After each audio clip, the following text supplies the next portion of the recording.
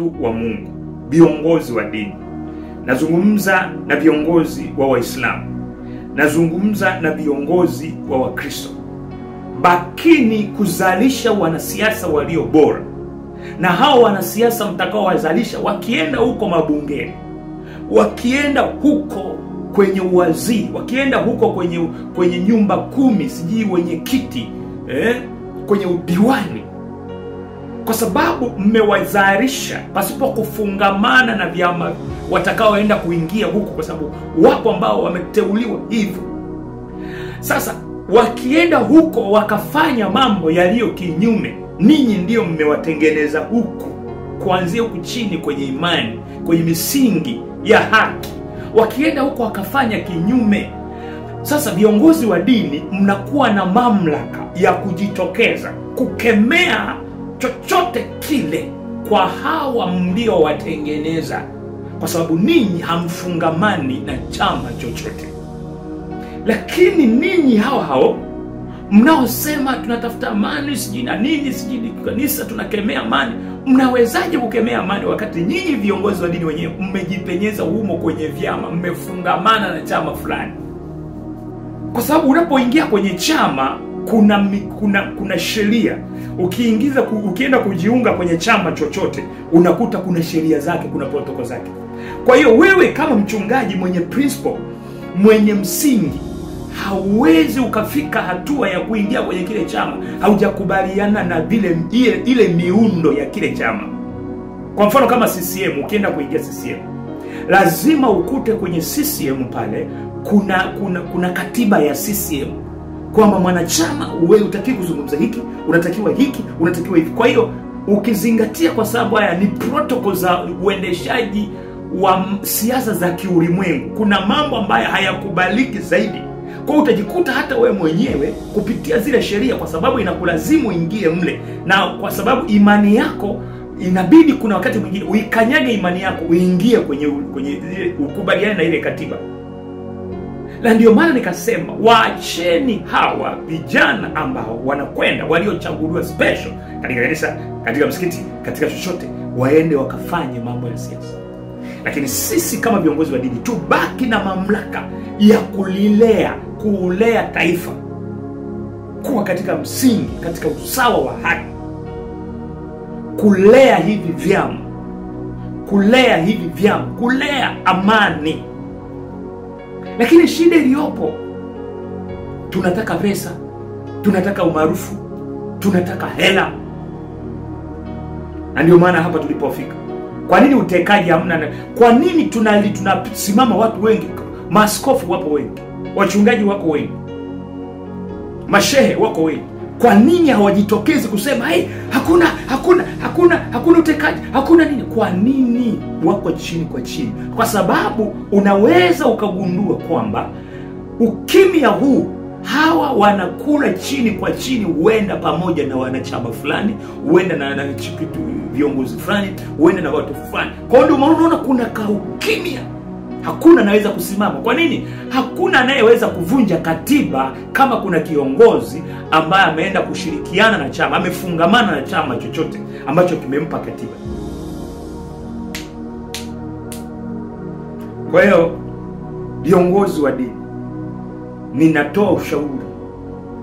Kinachofanya kwenye taifa viongozi wa dini mkose mamlaka ndicho hicho. Viongozi wa dini hawataki kufungamana na chama chochote, ndio watapata uwezo, watabakia na mamlaka ya kukemea chochote kinachotokea kwenye siasa, chama chochote kinachokuwa kinyume, kwa sababu viongozi wa dini kama walezi wa hivi vyama, kwa sababu wanawalea kutafuta haki. Hakuna kitabu chochote cha dini kinachosema watu wasitendewe haki. Sababu viongozi wa dini kazi yao ni kutafuta amani na haki katika vyama vyote, na kuangalia nani katika chama anafanya kinyume. Yeye kiongozi wa dini anasimama, anasema no, hatapiga kelele hata damu inamwagika. Sasa na kumalizia na huu mfano, nimeona hapa kuna huyu mtumishi wa Mungu Sheikh Dr. Sue. Mimi nilikuwa nashangaa sana. Kuna mantiki mada unapokuwa unaziangalia, unakuja kugundua huyu mbona anaongea hivi kana kwamba anaegemea upande fulani. Sasa leo ndio nimekuja kugundua kwamba Dr. Sule ni mwanachama wa CCM na huyu ni shehe, ni kiongozi wa dini. Ndio maana nikasema kiongozi yoyote wa dini hatakiwi kufungamana na chama chochote kama alivyofanya Dr. Sule na wengine ambao sijawaona katika vyama. Ukiwa kiongozi wa dini, Ukristo ama Uislamu, utakiwi kufungamana na chama chochote. Nje na hapo utatudanganya huku nyuma. Kwa sababu katiba ya CCM inakuzuia wewe, kuna vitu, mipaka mingine ambayo sio changamana na imani yako na misingi ya imani na mipaka na kitabu cha hivyo. Lazima upate kunielewa. Katiba ya kila chama, iwe CCM iwe Chadema,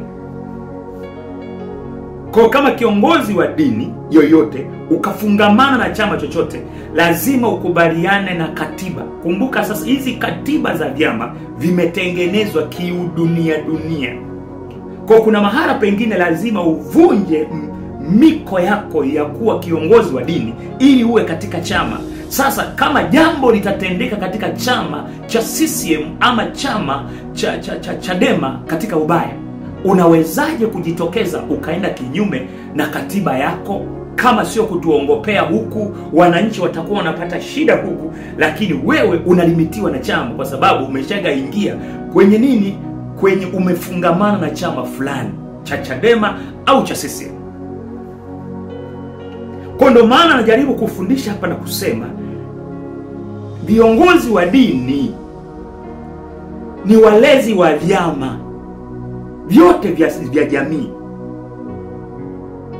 Kazi yao ni kuzalisha wanasiasa waende kule, lakini wakienda kule hao wakitenda kinyume kule, kwa sababu kiongozi wa dini kazi yako ni kuzalisha, niwe ni kama kiwanda kinazalisha wabunge, kinazalisha mawaziri. Kwa hiyo kama hujafungamana na chama chochote, ukiona mtu ambaye umemlea wewe kama msimamizi wa hivi vyama vyote, ukiona mtu ameenda kinyume katika haki ya utendaji wa jamii, kwa sababu kazi ya kiongozi wa dini ni kutetea haki, mtu asionewe, ubaya usitokee kwa watu wengine. Sasa wewe kwa sababu ufungamana na chama chochote, unasimama na kusema hapana waziri, hiki kitu sicho. Hiyo mamlaka sasa ndio utakuwa nayo. Hapana wabunge, hiki sicho. Hapana bunge la juzi, unakemea.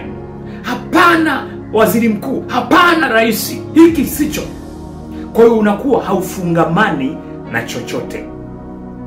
Lakini kama kiongozi yoyote wa kidini ambaye huku kwa waumini wake atazungumza bla bla bla bla, lakini akienda kule anakuwa ni mwanachama amefungamana na chama fulani, kukatokea jambo la kitaifa ambalo likaleta mgogoro ndani ya vyama,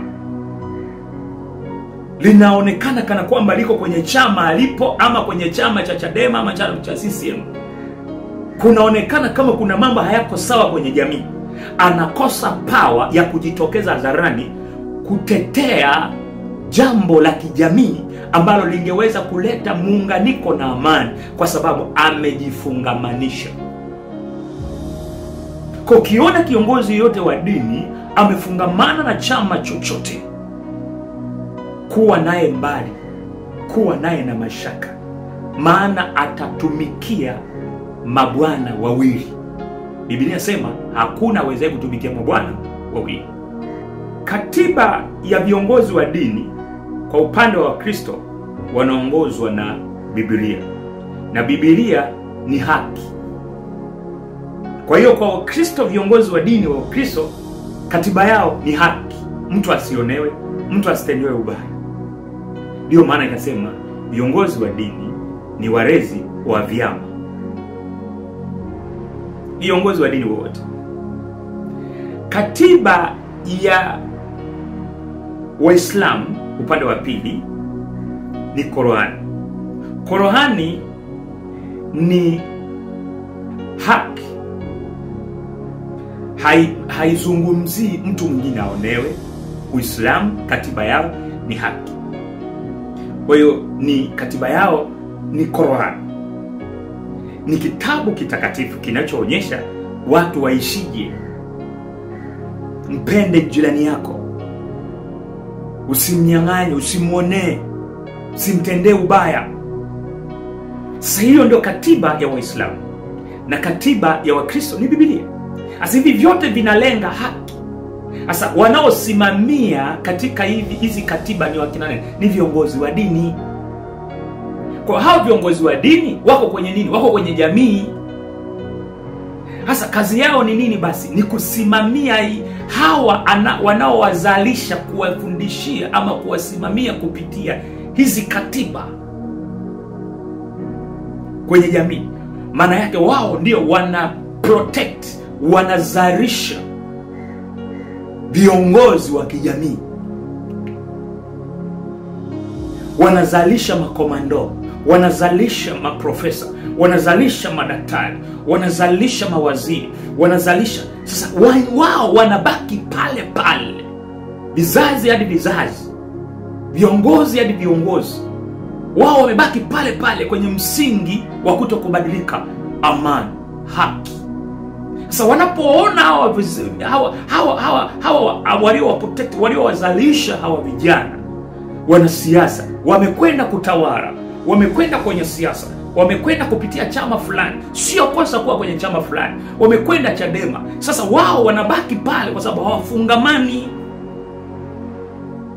Sasa wanapoona kijana wao kwenye jamii, kutokea CCM limetendeka jambo lisilokuwa sahihi, wana nguvu na mamlaka kwa sababu hawafungamani nao kwenye chama chao, wanakemea, wanasema rudini hapo, watapiga kelele sana. Ndio kazi ya viongozi wa dini, ndio kazi ya mchungaji, ndio kazi ya shehe, ndio kazi ya padri.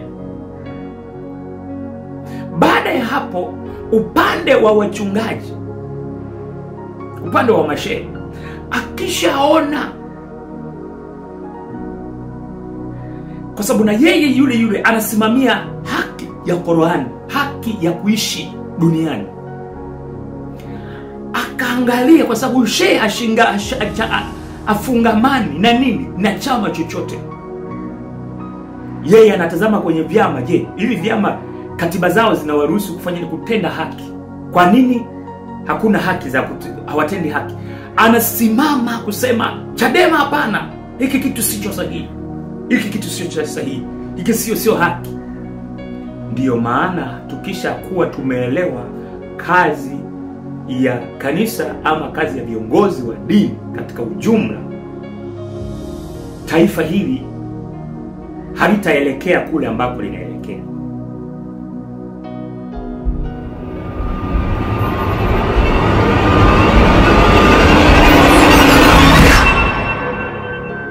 Shalom, Bwana Yesu asifiwe sana. Wana na binti za Mungu, ninakusalimu katika Yesu Kristo wa Nazareti. Mimi kama mtumishi wa Mungu, na leo sitaki kuongea zaidi, ila kuna kitu kimoja ambacho Roho wa Mungu amenisukuma niweze kutoa ushauri bila kuconcentrate na jambo jingine zaidi ya hicho tu, kwamba nataka kutoa ushauri kwa Wakristo na wacha Mungu wote. Hapa nataka kuongea sasa kwa hekima tu, uweze kunisikiliza kama mtumishi wa Mungu kwa dakika chache tu. Biblia inaeleza juu ya watumishi wa Mungu katika Agano la Kale, jinsi ambavyo tunaona walikuwepo wakina Yohana ambao waliokatwa vichwa. Lakini sababu ya kukatwa vichwa, kuna mahala walisimama kinyume na viongozi wakubwa wa kiserikali katika tawala hizo. Mmoja ya kukatwa kichwa kwa sababu hiyo ilikuwa Yohana alimkemea Herode. Sasa huyu Yohana alipomkemea Herode alikasirika, kwa maana alikemewa na mtu wa hali ya chini, Lakini katika kukemewa kwake alikemewa katika kweli, kwa sababu alikuwa amechukua mke wa mtu. Kupitia cheo chake alitumia hilo kumnyang'anya mtu mke wake. Kwa hiyo Yohana alipoiona hiyo dhambi ya mtu ametendewa mnyonge, Yohana akaingilia kati. Sasa tunajifunza nini hapa? Kanisa toka zamani lina nafasi ya kukemea uovu unaotoka katika serikali. Kanisa lina nafasi kubwa kuifanya jamii ama taifa, kulifanya taifa liwe katika nini? Liwe katika amani. Kanisa ndiyo nambari moja. Kanisa, yani namaanisha viongozi wa dini, wana nguvu kubwa, wana ushawishi mkubwa katika dini zote. Madhehebu yote yanahusika pakubwa sana kuhakikisha kwamba kunapatikana amani katika taifa. Na viongozi wa dini ambao wote wenye imani, viongozi wa dini wana nguvu, wana nafasi ya kuzuia ama kukemea. Wanahimizwa na vitabu vitakatifu kukemea uovu, kwa sababu kanisa au msikiti au viongozi wa dini kiujumla, hakuna kitabu chochote kile katika imani yoyote ile ambacho kinaelekeza kuua watu wengine ama kuwatendea watu wengine ubaya. Kwa vitabu vyote vya imani vya dini vinaelekeza utakatifu. Sasa ndio maana kanisa la zamani likiwakilishwa na akina Yohana waliweza kusimama na kumkemea mfalme Herode, na Herode aliweza kukasirika, na matokeo yake ya kukemewa, Herode alikasirika, Yohana alikatwa kichwa. Nadhani umenielewa. Kuna gharama kubwa ya kusimama kwa ajili ya kupinga uovu katika taifa. Maana wengi walioko kwenye madaraka ya juu hawapendi kusahihishwa, hawapendi kuambiwa. Na kwa sababu hawapendi kuambiwa, maana yake utarajia wewe ambaye umepewa nafasi hiyo ya kuto kuangalia uovu unatendeka, kutendewa watu ubaya, kutendewa watu kitu ambacho sio kizuri, na wewe ukakemea. Kwa hiyo tarajia kuwa watu hao huwa wanakasirika. Sasa basi, kwa sababu kanisa liko lina nafasi katika jamii ya kukemea uovu, kukemea mawaziri, kukemea mawabunge, kukemea wakuu wa wilaya, wakuu wa mkoa, kumkemea rais, watu wote katika jamii, kanisa ama viongozi wa dini wanayo nafasi ya kuzuia ama kupinga ama kukataa uasi ama uovu ama kuonewa ama utekaji kama jinsi unavyoendelea. Kwa hiyo ndio nafasi iliyopo. Lakini tuko hapa ili kanisa halijiingizi moja kwa moja kwenye upande wa siasa. Kanisa mipaka yake haliruhusiwi kujiingiza moja kwa moja kwenda kujiingiza kwenye siasa. Hii ndiyo mipaka ya kibiblia. Na kwa nini maandiko matakatifu yanaliweka kwenye ustandard kuwa katikati? Kwa sababu ya kiwakilishi kwenye upande wa Wakristo, Yesu Kristo ni mpatanishi. Ndio maana Yesu anasema heri wapatanishi. Kanisa limewekwa duniani kama wapatanishi, kama patanisho la jamii, patanisho la jamii kwa jamii, la watu waliokosana. Ni kanisa lipo kwa ajili ya kutatua mambo magumu yaliyoshindikana kwenye jamii. Kwa hiyo ndiyo kazi ya kanisa. Upande wa Kristo anajaribu kuonyesha mfano kwamba Kristo wetu anatuonyesha yeye kule ni muombezi, anatupatanisha. Kwa hiyo hata kanisa lililoachwa hapa, kazi linayoifanya ni kupatanisha wengine, ni kuwafanya watu waishi kwa amani. Ndio kazi ya kanisa. Lakini kanisa likijiingiza moja kwa moja kwenye siasa, likijiingiza moja kwa moja kwenye masuala ya siasa, linakuwa linaharibu mipaka yake na linakosa nguvu ya kuweza kukemea, kwa sababu huwezi ukawa umekaa na wanasiasa wenzako dakika mbili mnakubaliana, dakika mbili mnakosana. Maana yake ni uongo, utakuwa unadanganya kwamba umepewa nafasi ya kiti maalum pale, umekaa tuko pamoja, mchungaji, wala usijali. Lakini hapo hapo wale wenzako wale katika siasa wakitenda uovu, unakuwa unakumbuka, kuna ile nafsi kisaikolojia, kunakuwa kumepunguzwa makali ya kuweza kulikemea hilo jambo, kwa sababu muda wote mko pale. Utalichukulia kawaida na kulichukulia kwamba litapita tu, hautaweza kulikemea kwa sababu upo miongoni mwa hao watu ambao wanaotenda uovu huo. Kwa ndo maana kanisa limetengwa, limepewa mipaka.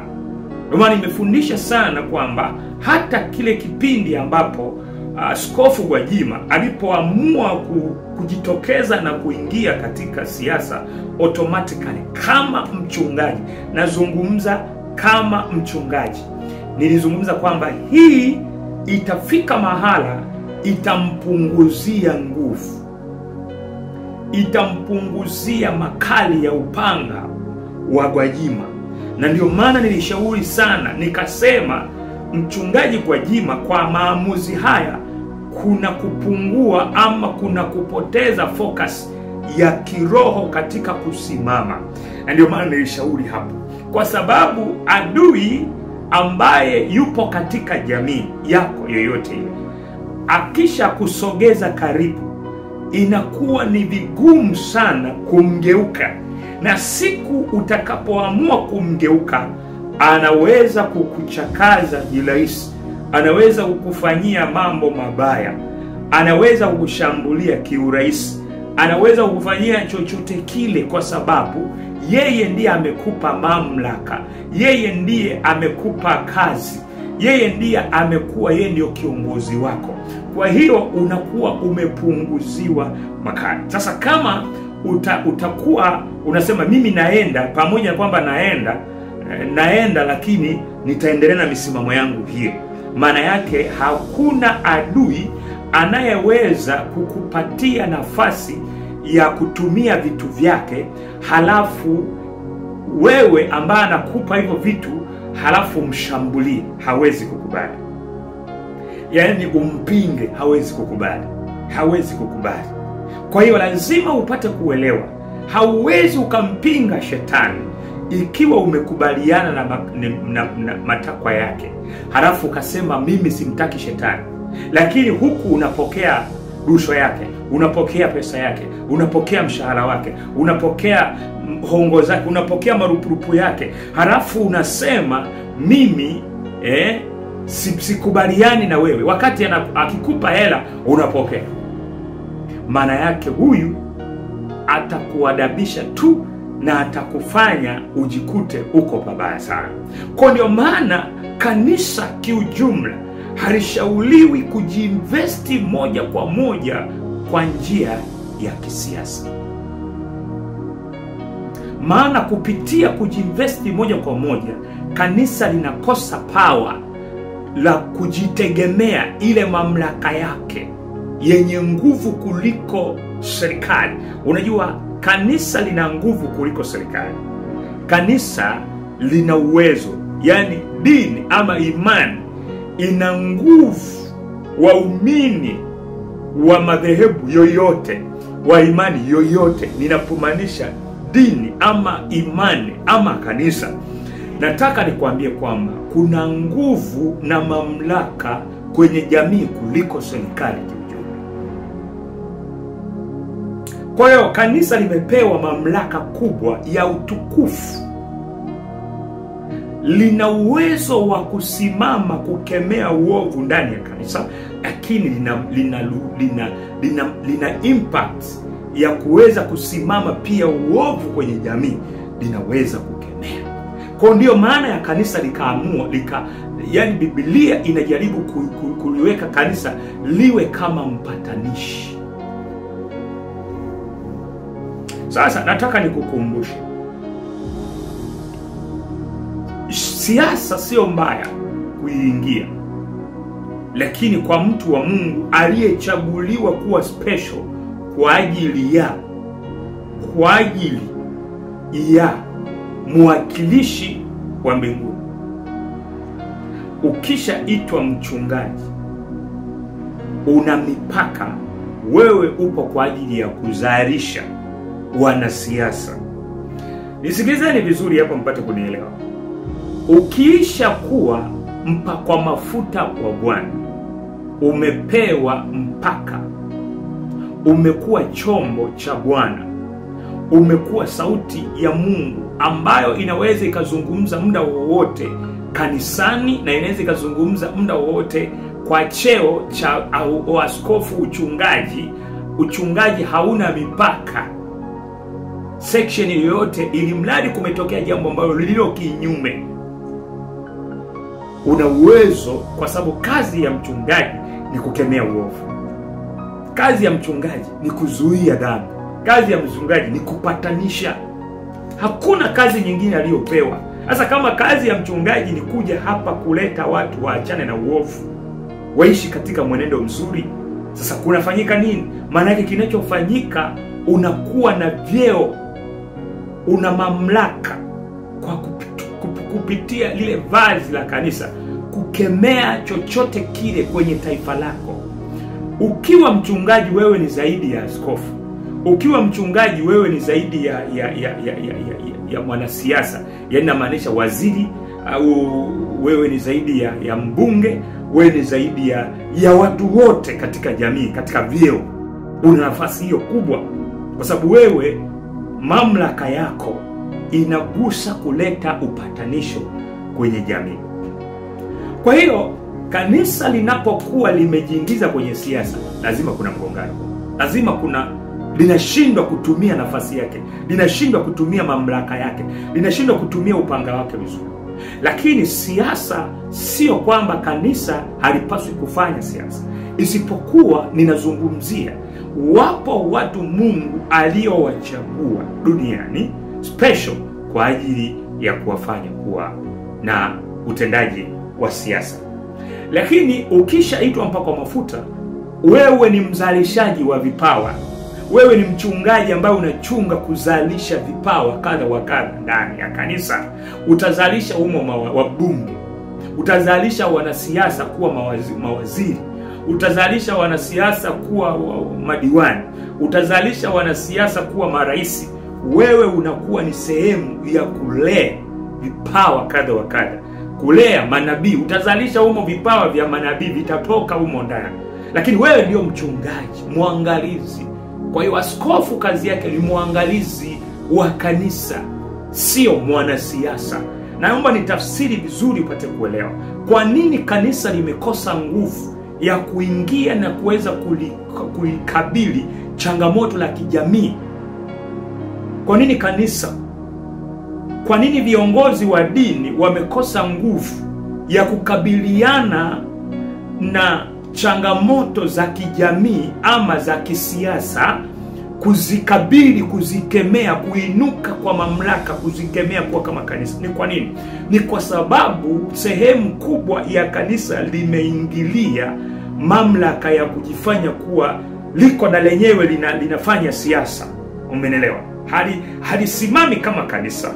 Halisimami kama kanisa ya kwamba lenyewe lina mamlaka yote, lakini linasimama kuwa kama mwanasiasa. Kanisa mwanasiasa linasimama kama mwanasiasa na linafanya kampeni, linafanya vitu kadha wa kadha vya kiwanasiasa. Halifanyi vitu vyake kama kanisa ambalo lenyewe linaweza kuona Chadema kuna jambo haliko sawa, kanisa likasimama likasema no, rudi kwenye mstari. Kwa sababu kanisa linalea Chadema, kanisa linalea CCM, kanisa linalea siji UDP, kanisa linalea siji Uzalendo, kanisa siji linalea vyama vyote. Kanisa lina mamlaka ya kusogeza kila chama kinapokuwa kiko kinyume. Kwa ndio nguvu ya kanisa. Lakini sasa hivi kanisa limekosa hiyo nafasi kwa sababu halijasimama kwenye mamlaka yake, halijasimama kwenye power lililopewa. Linachanganya mambo. Ndio maana leo unaona maovu yanatawala katika taifa, kwa sababu taifa lishaminywa, kanisa lishaminywa, linatumika isivyo. Na hawa tunapozungumza kanisa linaongozwa na viongozi au sio kuwa waelewa namna ya kutumia ile mamlaka yao. Kwa viongozi wa kidini wasiweze kuchanganyikana kuweza kuwa wanasiasa. Na maanisha wale wachungaji. Sijui kama mnanielewa. Napozungumza kwa lugha hii ya wanasiasa na kanisa, ninazungumzia viongozi wanaoongoza, wachungaji, ninazungumza hawa maaskofu, hawa wanaosimama, viongozi wa dini. Hawapasi kusimama kuwa wao, yani kuwa na wenyewe wako humo, lakini ni wachungaji, lakini wanajaribu kuwa wanasiasa. Kwa hiyo wakifanya hivyo wanakosa mamlaka ya kumkemea rais, wanakosa mamlaka ya kumkemea waziri, linakosa mamlaka ya kusimama na kusema we, ili bunge hapana, wabunge msifanye hivi, wabunge hapana, hiki kitu sio sahihi, hiki kitu sio sawa, kinaenda kuleta athari katika nchi. Sasa ndio maana unaona kanisa leo ni dogo, linaonekana ni cha kawaida tu. Ni kutokana lenyewe kanisa limepoteza mamlaka yake. Ni lenyewe limeuza mamlaka kwa serikali, kujiingiza huko kwa ajili ya kufanya lenyewe kutafuta pesa. Lipo upo kwa uchawa, hali limevua cheo chake, lipo kanisa uchawa. Kanisa limegeuka kama uchawa. Viongozi wa dini wamegeuka kwa machawa.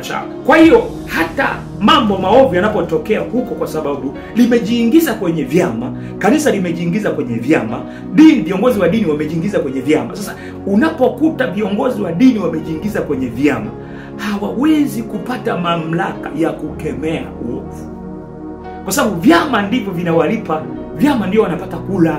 Ukiona viongozi wa dini tayari wameshajiingiza huko, uanze kujiongeza zaidi. Kwa hiyo viongozi wa dini kazi yao ni kusimamia wazalishwe wanasiasa waliotengenezwa kwenye uadilifu, uaminifu na misingi iliyo sahihi.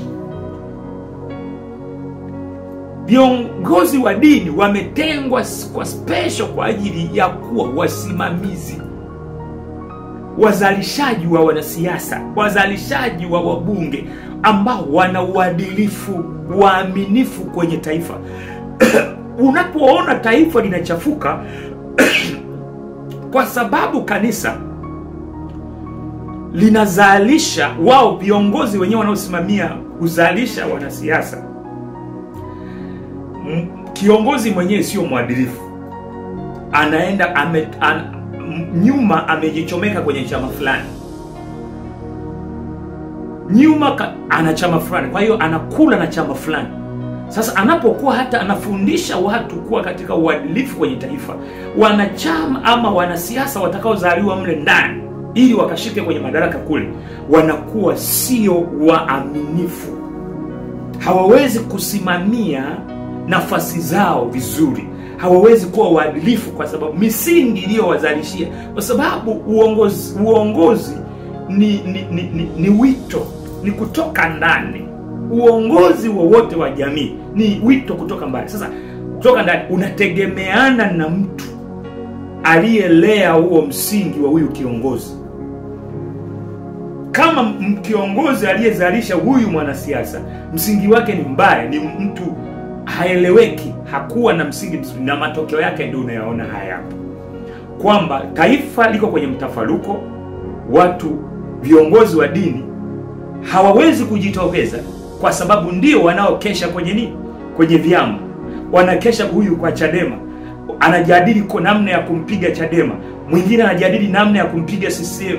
Hasa huyu kiongozi anapoliona jambo kwenye taifa linatokea halina msingi, linaleta maafa, linaleta uovu, hawezi kujitokeza, kwa sababu unaweza kukuta katikati ya chama alipo ndio kuna mambo mengine yanatokea humo ndani kwa ndani, anakosa nguvu ya kusimama kujitokeza kukemea. Lakini kama angebaki kuwa kama kiongozi wa dini, anapata nguvu ya kukemea uovu wowote kwenye taifa, kwa sababu akiamini yeye hafungamani na chama chochote, hafungamani na mwanasiasa yoyote, hafungamani naye. Kwa wakati wowote, kwa majira yoyote, anaweza akasimama akasema no, sikuwepo kwenye vikao vyenu vya wanasiasa, vya wanachama, lakini yeye yupo kwa ajili ya kuangalia haki inatendeka kwa hawa ambao tunawazalisha waende kutuongoza katika taifa kwa muktadha wa kidunia. Kwa hiyo viongozi wa dini, kinachofanya taifa linakosa kurejea kwenye msingi wake ni kwa sababu wao wenyewe wamekuwa machawa, wako kwenye vyama, ni wachungaji lakini wako kwenye vyama, ni maaskofu lakini wako kwenye vyama. Sasa hauwezi ukala cha shetani ukiwa kwenye chama, alafu utokee hapo uje useme mpumbavu, mjinga wewe, muone kwa nini umefanya hivi, wakati yeye ndio anakupa nafasi hiyo. Lazima hapo utajikuta kwenye wakati huu.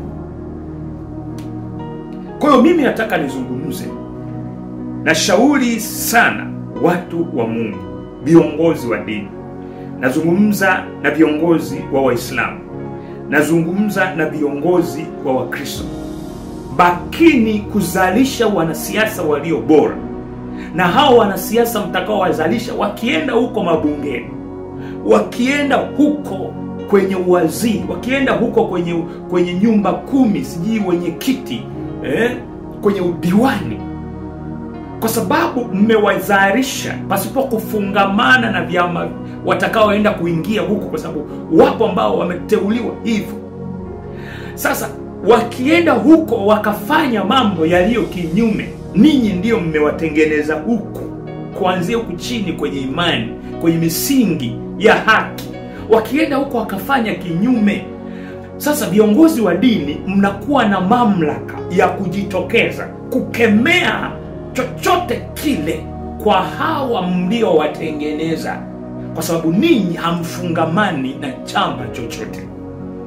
Lakini ninyi hao mnaosema tunatafuta amani, sijui na nini, sijui kanisa tunakemea amani, mnawezaje kukemea amani wakati nyinyi viongozi wa dini wenyewe mmejipenyeza humo kwenye vyama, mmefungamana na chama fulani?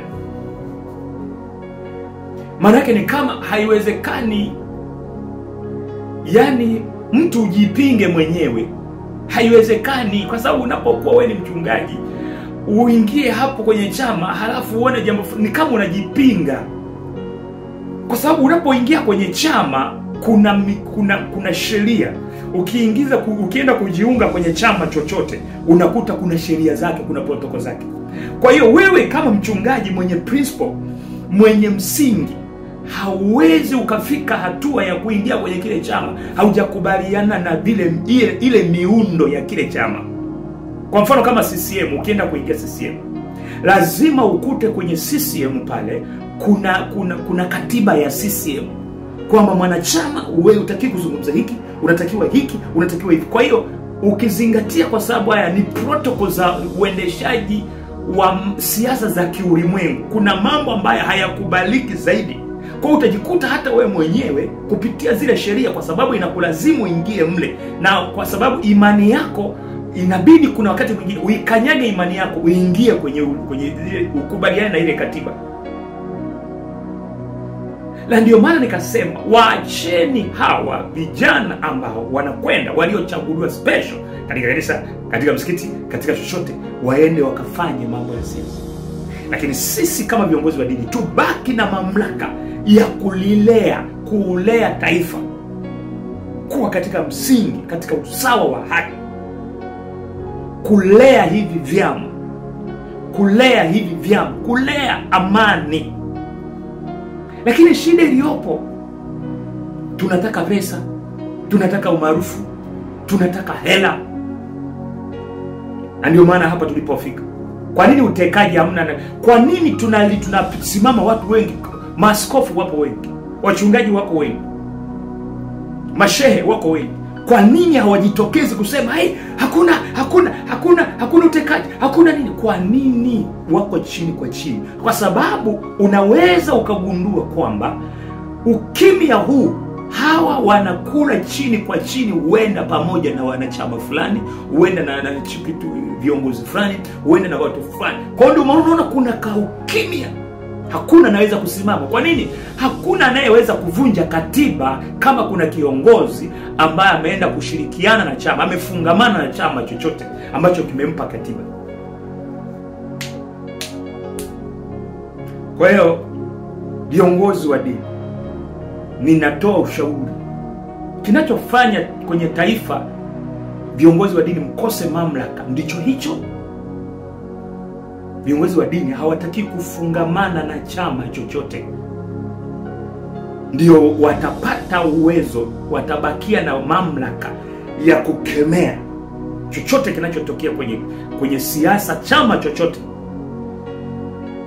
kinachokuwa kinyume, kwa sababu viongozi wa dini kama walezi wa hivi vyao, sababu wanawalea kutafuta haki. Hakuna kitabu chochote cha dini kinachosema watu wasitendewe haki. So viongozi wa dini kazi yao ni kutafuta amani na haki katika vyama vyote, na kuangalia nani katika chama anafanya kinyume. Yeye kiongozi wa dini anasimama, anasema, hatapiga kelele hata damu inamwagika. Sasa nakumalizia na huu mfano. Nimeona hapa kuna huyu mtumishi wa Mungu Sheikh Dr. Sule. Mimi nilikuwa nashangaa sana. Kuna mantiki mada unapokuwa unaziangalia, unakuja kugundua huyu mbona anaongea hivi kana kwamba anaegemea upande fulani. Sasa leo ndio nimekuja kugundua kwamba Dr. Sule ni mwanachama wa CCM na huyu ni shehe, ni kiongozi wa dini. Ndio maana nikasema kiongozi yoyote wa dini hatakiwi kufungamana na chama chochote kama alivyofanya Dr. Sule na wengine ambao sijawaona katika vyama. Ukiwa kiongozi wa dini, Ukristo ama Uislamu, utakiwi kufungamana na chama chochote. Nje na hapo utatudanganya huku nyuma. Kwa sababu katiba ya CCM inakuzuia wewe, kuna vitu, mipaka mingine ambayo sio changamana na imani yako na misingi ya imani na mipaka na kitabu cha hivyo. Lazima upate kunielewa. Katiba ya kila chama, iwe CCM iwe Chadema, kwa kama kiongozi wa dini yoyote ukafungamana na chama chochote, lazima ukubaliane na katiba. Kumbuka sasa hizi katiba za vyama vimetengenezwa kiudunia dunia. Kwa kuna mahala pengine lazima uvunje miko yako ya kuwa kiongozi wa dini ili uwe katika chama. Sasa kama jambo litatendeka katika chama cha CCM ama chama cha Chadema katika ubaya, unawezaje kujitokeza ukaenda kinyume na katiba yako? Kama sio kutuongopea huku, wananchi watakuwa wanapata shida huku, lakini wewe unalimitiwa na chama kwa sababu umeshaingia kwenye nini? Kwenye umefungamana na chama fulani cha Chadema au cha CCM. Kwa ndio maana najaribu kufundisha hapa na kusema viongozi wa dini ni walezi wa vyama vyote vya jamii. Kazi yao ni kuzalisha wanasiasa waende kule, lakini wakienda kule hao wakitenda kinyume kule, kwa sababu kiongozi wa dini kazi yako ni kuzalisha. Niwe ni kama kiwanda kinazalisha wabunge, kinazalisha mawaziri. Kwa hiyo kama hujafungamana na chama chochote, ukiona mtu ambaye umemlea wewe kama msimamizi wa hivi vyama vyote, ukiona mtu ameenda kinyume katika haki ya utendaji wa jamii, kwa sababu kazi ya kiongozi wa dini ni kutetea haki, mtu asionewe, ubaya usitokee kwa watu wengine. Sasa wewe kwa sababu ufungamana na chama chochote, unasimama na kusema hapana waziri, hiki kitu sicho. hiyo mamlaka sasa ndio utakuwa nayo. Hapana wabunge, hiki sicho. Hapana bunge la juzi, unakemea. Hapana waziri mkuu, hapana rais, hiki sicho. Kwa hiyo unakuwa haufungamani na chochote. Lakini kama kiongozi yoyote wa kidini ambaye huku kwa waumini wake atazungumza bla bla bla bla, lakini akienda kule anakuwa ni mwanachama amefungamana na chama fulani, kukatokea jambo la kitaifa ambalo likaleta mgogoro ndani ya vyama, linaonekana kana kwamba liko kwenye chama alipo, ama kwenye chama cha Chadema ama chama cha CCM, kunaonekana kama kuna mambo hayako sawa kwenye jamii, anakosa power ya kujitokeza hadharani kutetea jambo la kijamii ambalo lingeweza kuleta muunganiko na amani, kwa sababu amejifungamanisha. Kwa ukiona kiongozi yote wa dini amefungamana na chama chochote, kuwa naye mbali, kuwa naye na mashaka, maana atatumikia mabwana wawili. Biblia inasema hakuna awezaye kutumikia mabwana wawili.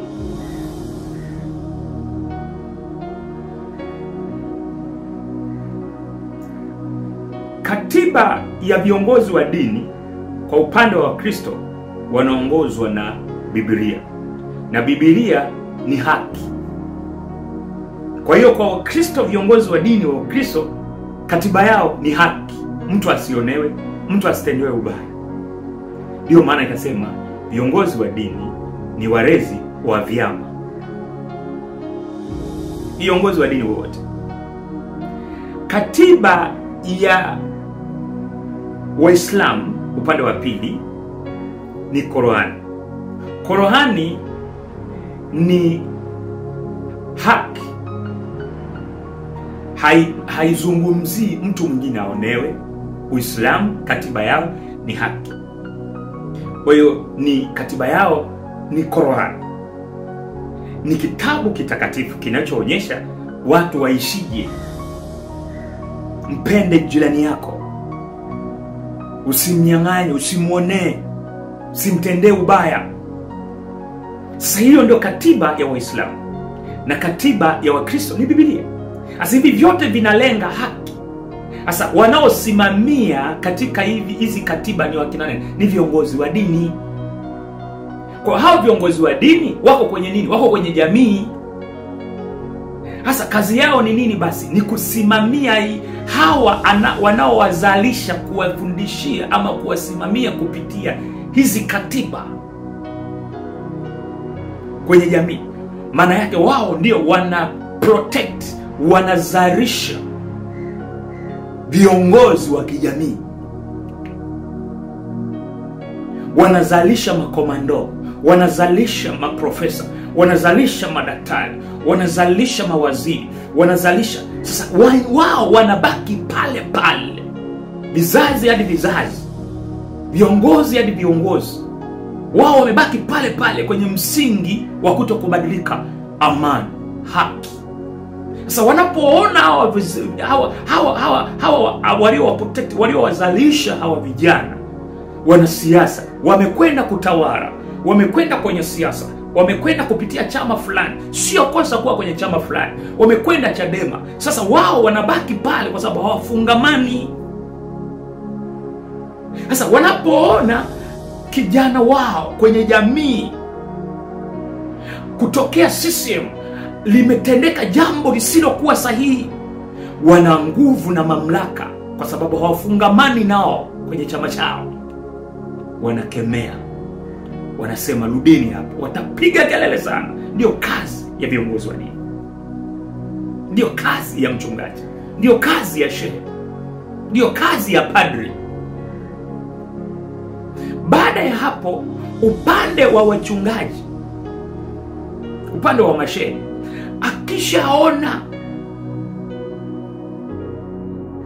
kwa sababu na yeye yule anasimamia haki ya Qur'an, haki ya kuishi duniani, akaangalia, kwa sababu shehe afungamani na nini? Na chama chochote. Yeye anatazama kwenye vyama. Je, hivi vyama katiba zao zinawaruhusu kufanya kutenda haki. Kwa nini hakuna haki hawatendi haki? Anasimama kusema Chadema hapana, hiki kitu sio sahihi. Hiki kitu sio sahihi. Hiki sio haki. Ndiyo maana tukisha kuwa tumeelewa kazi ya kanisa ama kazi ya viongozi wa dini katika ujumla, taifa hili halitaelekea kule ambako linaelekea. Kitakuwa na mamlaka kubwa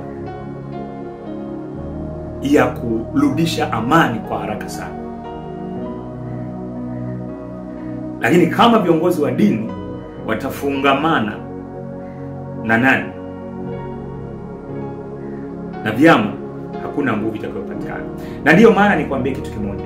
Alipotokea Gwajima akafungamana na chama cha CCM, uliona mabadiliko. Wewe mwenyewe ni shahidi. Nguvu ile ya mwanzo ya kusimama kusema hivi ilikosekana. Kwa sababu sio rahisi. Katiba inakuzuia, kuna mambo fulani ya kuzuia, kuna mambo kadhaa ulishajisacrifice, ushaapa. Umekula kiapo. Umekubaliana. Na ukienda kinyume hata Mungu mwenyewe anakuona unakosea kwa sababu mmekubaliana. Mungu ni wa maagano. Mungu anazingatia maagano. Mmekubaliana kutekeleza jambo fulani kitaifa, kikatiba ya kitaifa, lakini wewe umeivunja kwa sababu zako za msingi. Kwa nini usingebaki kuwa kule ambako ulikuwa unataka kufungamana? Mungu mwenyewe anakushangaa. Kwa Gwajima mwenyewe alipoteza nguvu. Asa ni kwa nini amekuja kurudi kwa mara nyingine hapa? Taifa lisingeweza kuanza kupambana hivi kwa sababu wale wanachama wenzao wamekasirika. Kwa sababu ndani yake, kwa nini huyu amefungamana na sisi, anajua siri zetu na nini, amejitokeza yeye mwenyewe kuanza kutuchapa. Ndio maana hapo Gwajima, kwa sababu alifungamana na vyama, ndio maana sasa amegeuka. Anataka rudi kwenye nafasi ile ya kwake ya kusimama kama kiongozi fulani ambaye hafungamani na chochote. Lakini kuna vipi kwenye misingi na maadili ya vyama au chama? Maana yake kuna vitu havitakuwa sawa. Hata kama atabaki kwenye njia ile ya kusema kama mwananchi, lakini kuna kitu kimepunguzwa. Maana yake atakuwa kama adui. Ataonekana kuwa kama adui kama anavyoonekana sasa hivi. Kwa mimi ushauri wangu kama mtumishi wa Mungu, ni vizuri tukaridhika kukaa tukiwa tunatambua nafasi zetu sisi kwenye jamii kama viongozi wa dini. Haturuhusiwi kufungamana na chama chochote. Haturuhusiwi na Biblia kufungamana na chama chochote. Lakini tunaruhusiwa kukubaliana na mchakato wa siasa. Kwa sababu maisha yote ni siasa, na siasa sio mbaya, na siasa sio utapeli. Siasa ni utetezi. Lakini wewe kama kiongozi wa dini unakuwa top wa siasa. Ni kuelekeza watu warudie kwenye njia, hoja za msingi, sera za haki. Wewe unakuwa special, ni kama top, mrejesha amani. Mimi nafikiri kama kuna watu watakuwa wamenielewa vizuri, na Mungu atawabariki sana. Na hiki kitu ni kitu hatari sana, kufungamana na jamii ya kisiasa katika vyama. Ni hatari katika kuleta amani, ni hatari katika kutetea amani. Na watu kama hawa watakufa mapema kwa sababu wanaonekana kama wameasi. Mungu akubariki viongozi wa dini. Tusiwe watu wa namna hiyo katika jina la Yesu Kristo.